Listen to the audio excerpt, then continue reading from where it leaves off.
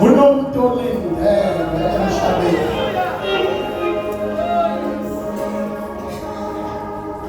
Unomuntu esithi basivuka sigeza kwabanethemba bacabanga ukuthi uyenza.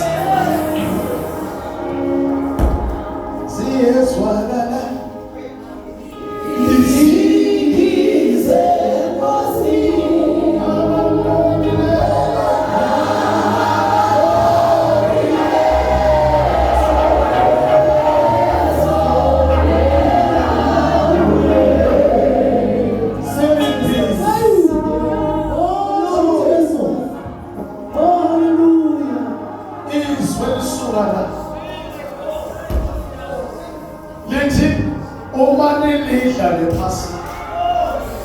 indondolo zibe sezandla,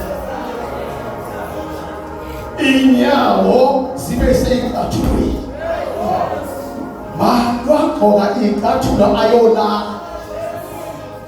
ngoba ugqoka icathulo uyahamba. Sibonga mfundisi wayikhuluma inhliziyo kaNkulunkulu.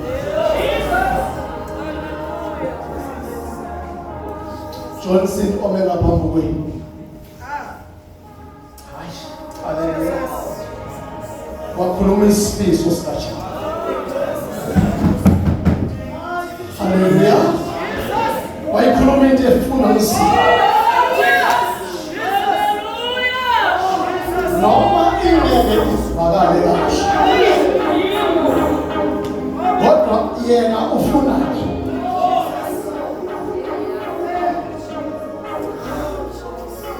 Nikelelo pastor lebadla lonke likhona bantwana benkosi sanibona abazalwane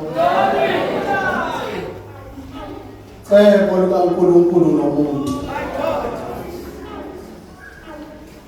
uma singabuya ehlangothini lecebo likaNkulunkulu nomuntu yila sizofika sibone khona ukuthi uNkulunkulu ngomunye umuntu. Nikhona bafowethu tafisha uNkulunkulu bazalwane. My God, uJehova uSebaothi wamthanda umuntu uthando kaNkulunkulu nomuntu thina asiwazi. Haleluya. Sizwa nje but asilwazi kahle kahle uthi makuthiwa uNkulunkulu umuntu uyamthanda kusho ukuthini lokho? Bafundisi nibhale indaba enkulu yecebo likaNkulunkulu nomuntu. uNkulunkulu unecebo ngomuntu. Haleluya. Uma sicabanga indaba yocebo likaNkulunkulu nomuntu, izilwane zonke zingaba khona emhlabeni. Inyoni whatever oyaziyo kukhona. Kodwa umuntu uyispecial kuJehova. Sibuya lapho khona ngesikhathi sikaNoah umhlaba wadestroy wakhona. Hayi ngenkukhu. Hayi ngenkomo. Hayi ngoba imbuzi idle ini. Kodwa yibo umuntu. Hayi. Haleluya. Kwafindwa ngenxa yomuntu. Izintaba zasitheka zichithwa ngamanzi ngenxa yomuntu. Hayi akuyezwakala. Ufunde masinyane ungaze kuphelelwe isikhathi. Awuqale nje lapha kuGenesis chapter 1 ufunde verse 1. ngomuntu. Ekuqaleni uNkulunkulu wadala izulu nomhlaba. Likhona bafowethu. Asinyathele kancane. Ekuqaleni uJehova wenzani? Udale izulu, wadala umhlaba. Ngikhona musa.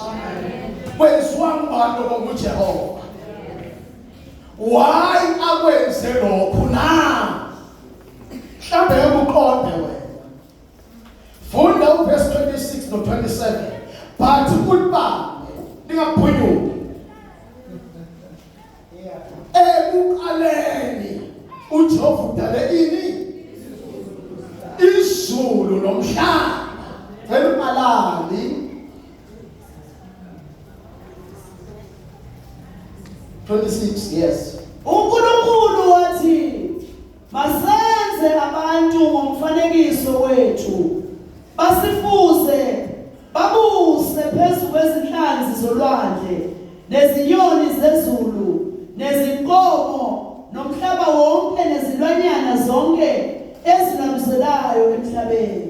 Sekushobane manje nje. Kusho uJehova.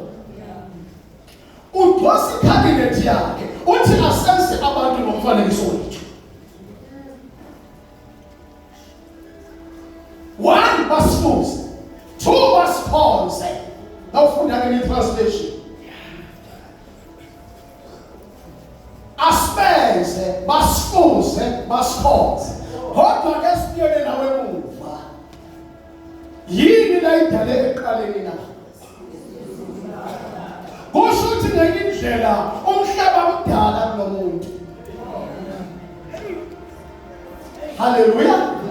Umhlobo uthi umhlaba unjani? Dala kunomuntu. Bawufunda ngomlando wemhlaba bazakutshela ngama millions and millions years before umuntu abekhona. Ninani mos? Ningala. Haleluya. Sawushubheka ndodana. Wahlala umhlaba isikhathi eside umuntu angakafiki. Kusho ukuthi umuntu ukhamasa destroy umhlaba nje. Ukhamna late umhlaba bese uvela ukhona. Yes, bakala muva na. Asambe nawe. Lithi iBhayibheli uJehova esenzile konke. Kunento elithi mangilichepa even nesilwane bese sikhona.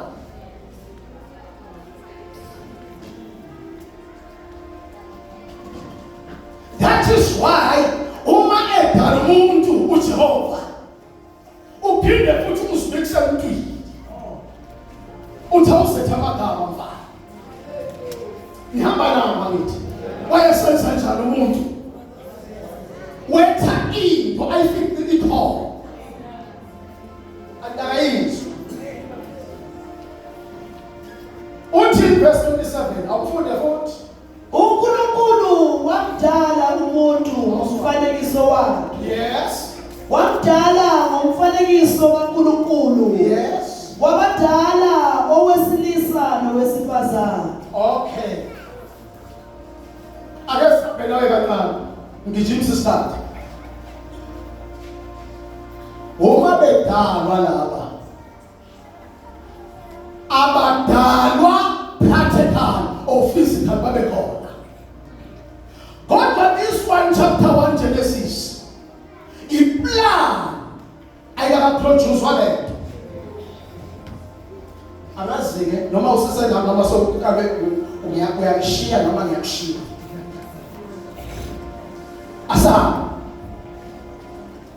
iplan mawudweba hamba nami awuvele ubhudukeze nje wakhelile kodwa uyadweba before and mawudweba iplan awudweba iplan ulidwebele ukufaka ifenisha.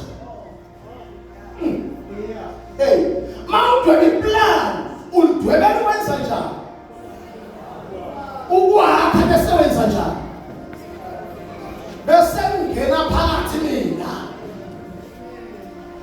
uJehova chapter 1 verse 27 uhlela ukucreate umuntu, umcreate umhlaba. Nikhona? Uthi hey man sanibona. Uthi angaba nale mcabango yokwenza umuntu akamenzi uqala ngendlu, uqala ngendawo la zambeka khona.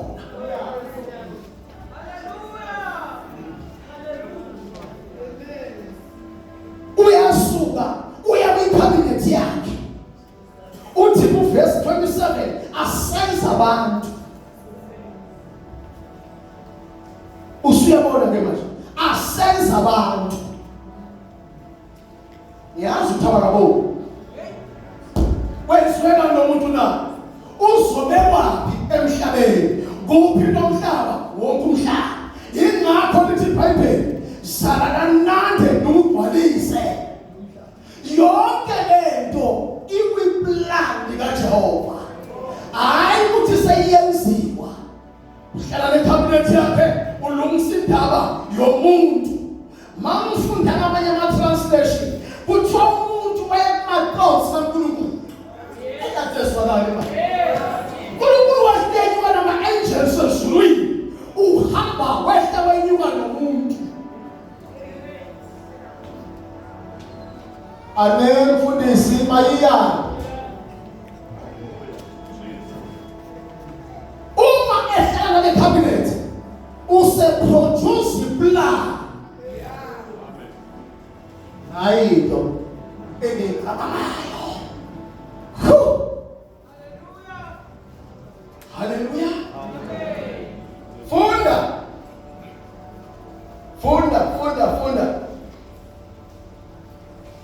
Funda chapter 2 umfundelo verse 7. Chapter 2 verse 7. uJehova uNkulunkulu wambumba umuntu ngomhlabathi, wamphefumulela emakhaleni akhe umoya wokuphila, kanjalo umuntu waba umphefumulo ophilayo. Nikhona bazalwane. Chapter 1 asenza abantu. Chapter 2 wayesiyaqala create umuntu. Ngale kuthiwa asenza abantu, ngapha soyaqala ukuproduce imicabango yakhe. Hey, nisekhona yini? Lithi iBhayibheli asamdalile umuntu wahlala yedwa, amnikeza ijob lima lomhlaba, asula inkukhu enisela i-Edeni. Uyedwa. Lapha chapter 1 kuthiwa sibenze kwakuyiplan. Chapter 2 seliyaveza iplan. Hayi into esifuna. Hallelujah. Wavela umuntu. Mase siya chapter 3 still silapha ku chapter 2 Genesis. Waseyenzela umsisi angabi yedwa. Hallelujah. Isizathu yini uyathandwa umuntu? Nayi into uJehova beyifuna.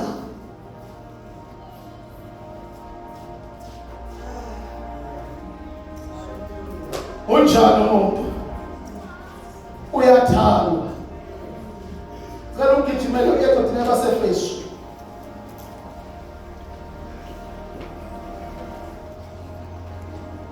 Funda incwadi yabaseFesu chapter 1. Ufunde verse 3. Sike sicheke lo muntu othandwa kangaka. Makabongwe uNkulunkulu uyise wenkosi yethu Jesu Kristu, osibusisile ezulwini kuKristu ngesibusiso sonke sokomoya. Njengalokho asikhethela kuye ngothando ngaphambi kokusekelwa, njengalokho asikhethela kuye ngothando ngaphambi kokusekelwa kwezwe, ukuba sibe ngcwele singabi nakusolwa phambi kwakhe. Nikhona kunalento esibonayo la. Lithi iBhayibheli njengalokhu asikhethela kuye ngothando ngaphambi kokusekela kwezwe. Usuyazibona lapho ukuthi thina sibe khona before umhlaba. uNkulunkulu kwaba nama-plans awenzayo ngomuntu before azombeka emhlabeni. Okungukuthi Jehova wathi anemzindlo yokuthi umuntu abe khona emhlabeni, wathi ngizombeka umuntu.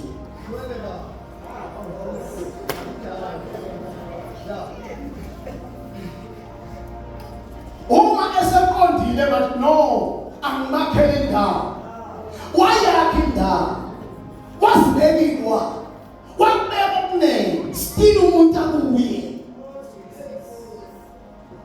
Uma eseqala elethwa umuntu endaweni yakhe, nikhona abazalwane, ngubani walethwa? Uthini umuntu? Mameza. Walethwa umuntu, ngubani lo muntu wokuqala owalethwa?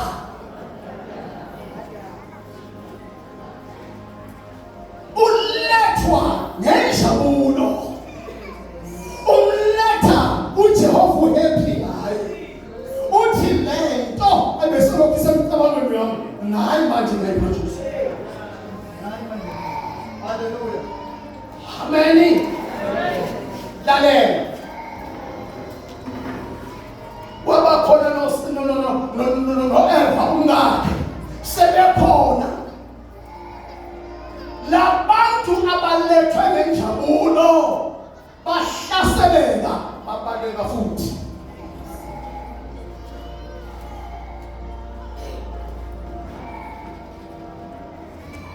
Kunobuhlungu uJehova abuswile ukudala umuntu aphinde abaleke futhi.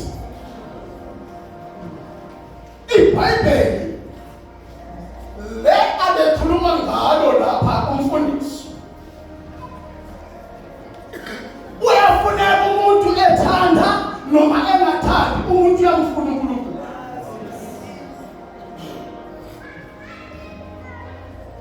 Lalela, umkhulu wethu uAdam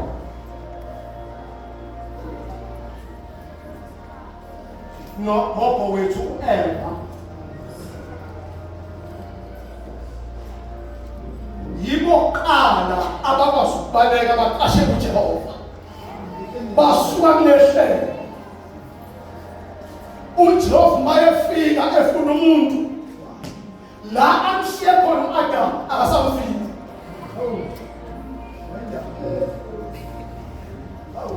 Baleki. Hallelujah. Amen. Let's enjoy. Fundeni verse 5 chapter 8 kuPsalms.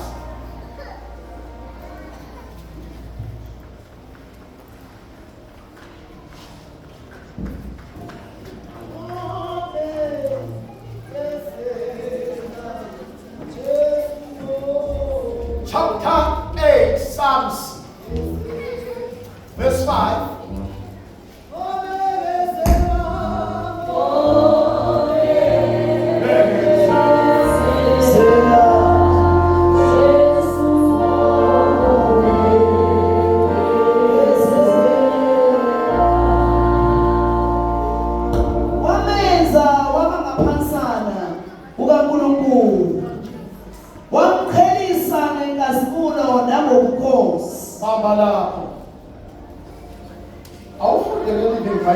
Ufunde u27 chapter 1 Genesis.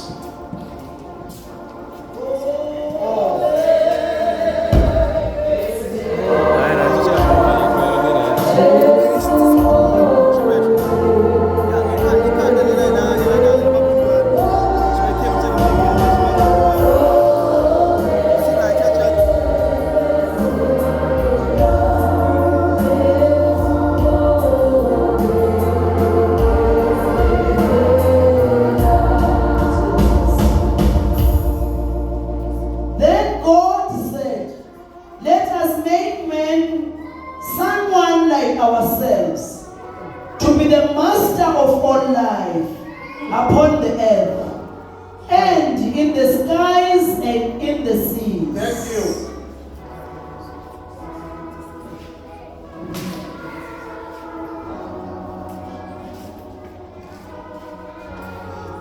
Nome umende okwacishe wabanga nawe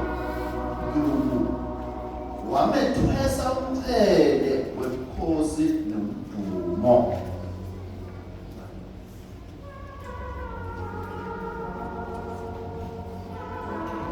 Kunento engethusayo, umuntu wenziwe waba mkhulu kunezinto, waba ngaphazana kaNkulunkulu. Ayi, haleluya. Uma enziwe kwaba ngaphazana kaJehova, which means lo muntu kunamagunya amakhulu anikeze wona. Khona lana uqhubeka ukuthi ihlabelelo pastor, uqhubeka ngale lithi wanikezwa igunya namandla phezu kwezinto.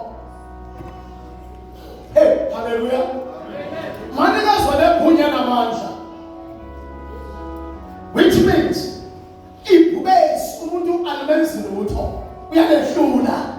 Umbuzo ulehlula njani? Ngoba abantu bangena la ungawathi uneyitulo sesibalela, but yena uyalehlula. Haleluya. Ulehlula kanjani? Simuphi? Ngoba the way sinamandla nakhona sakhona ukuwavalela. Siyawabusa izingathi amandla emvelo anawo, kodwa siyawabusa ngengqondo. Haleluya. Inkomo iyalileza sometimes uthi nikhona bazalwane. Inkomo umnikazi wayo usuyelusa uyithethise uyishaye indubanyana mali bakhona usuke ejika nayo. Most especially kuma-Brahman.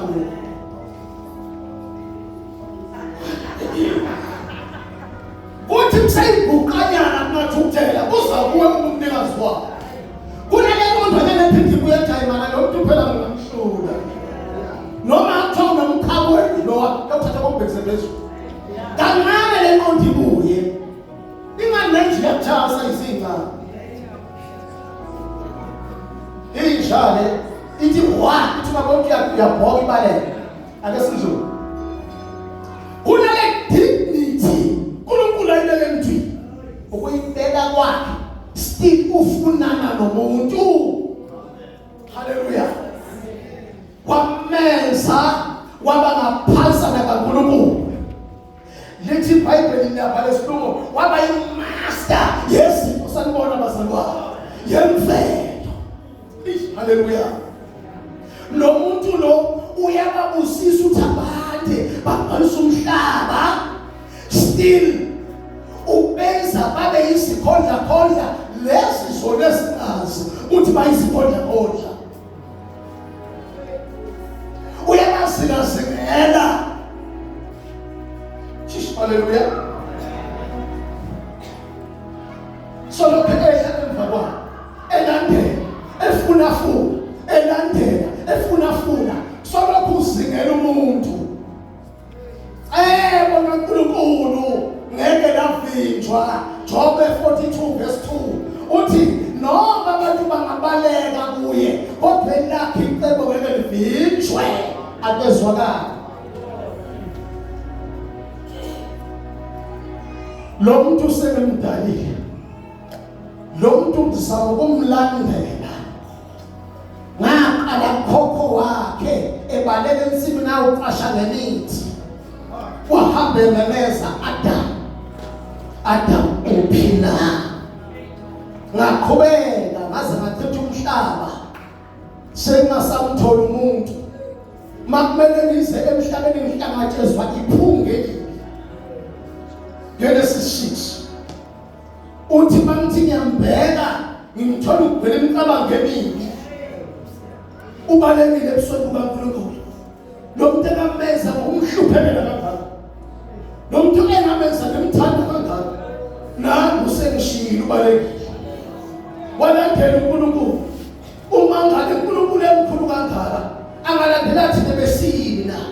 Ethi iBhayibheli izulu isihlalo sakhe sokhosi, umhlaba uyisenabelo sesinyama. Bathi ugijimisana nomuntu, waya umjahe kangakanani. Buyela futhi chapter 8 uSamuel ufunda verse 4.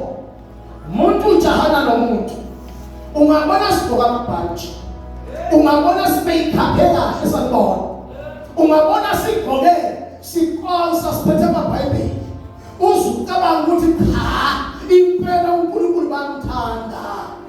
Kanti bayibosana bamthanda phakathi kwethu, the most baqashile ebusweni beJehova. Umuntu uyini ukuba ukukhumbule, nendodana yomuntu ukuba uyinake na. Umuntu uyini ukuba unaJehova umkhumbule na, nendodana yakhe eyisanibona abazalwane. Ubeyini umuntu uJehova emlandelele ngamtholi, emfune ngamtholi, noma semtholile akasesinga lendlela amshiya ngayo. Imfume uJesu emhlungwini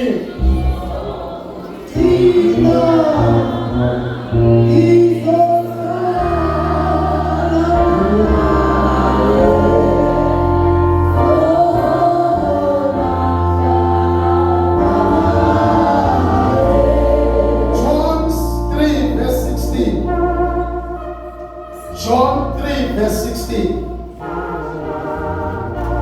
Umfundele bawonke masinyane sale sokoma mntana isikhathi sakho. John 3 verse 16.